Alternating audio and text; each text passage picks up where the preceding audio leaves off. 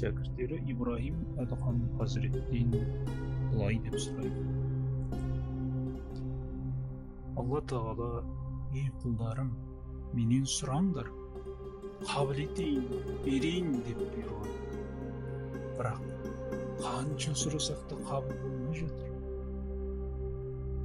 Сонда Ибрахим айтқан: Алла Тағаланы шақырасыңдар, бірақ оған бағынбайсыңдар. Пайғамбарын танисыңдар, оған ұйымайсыңдар. Құран кәрім оқисыңдар, көрсеткен жолымен жүрмейсіңдер. Құдайдың нығметтерінен пайдаланасыңдар, бірақ шүкір етпейсіңдер. Жәннаттың ғибадат еткендер үшін екенін білесіңдер, дайындығын істемейсіңдер. Жаһаннамды әмірлерге қарсы шығушылар үшін жаратқанын білесіңдер, одан сақтанбайсыңдар.